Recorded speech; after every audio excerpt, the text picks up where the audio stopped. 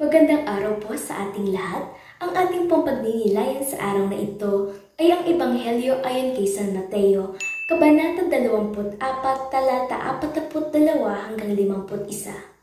Ayon nga rito, si Jesus ay nakikipagtalastasan sa kanyang mga alagad at nagbabala sa kanila na ang kanyang pagbabalik ay darating ng biglaan at hindi nang inaasahan. Binibigyan din ni Jesus ang kahalagahan ng paghahanda sa pamamagitan ng pamumuhay ng naaayon sa itinuro at utos ng minamahal nating Diyos.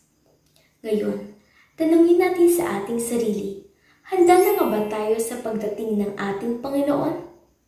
Bilang mga mananampalataya, nararapat na ginagawa natin ang ating tungkulin bilang tagapaglingkod ni Kristo sa lahat ng oras at hindi lamang sa kadahilan ng ito.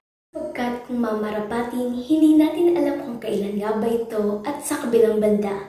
Kung malalaman naman natin ito, hindi ba't may posibilidad na tayo ay maging mapagkunwari na handa sa oras na iyon?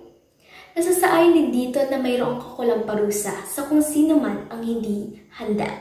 At ito'y nakasaad sa talata 51. Buong higpit siyang paparusahan ng kanyang Panginoon at pagkatapos isasama sa mga mapagkunwari.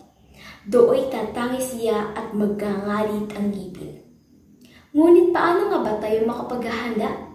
Marahil ang iba sa inyo ay nagtataka kung sa papaanong paghahanda ang ating gagawin. Hindi ito ang nakasanayan natin na maghahain ng pagkain o maglagay ng palumuti, kundi tayo ay mabuhay ng makabuluhan at nang may kaukulan sa kung ano ang nakasaad sa Biblia at naaayon kay Jesus. Ang natatanging hamon ng ating ebanghelyo para sa araw na ito ay laging maging handa, mapapisikal at espiritual habang hinihintay natin ang ikalawang pagparito ng Panginoon, si Jesucristo. At bago matapos ang video ito, nais ko po kayong imbitahan na i-like ang aming Facebook page at YouTube channel. Maraming salamat po sa inyong pakikinig. Paalam!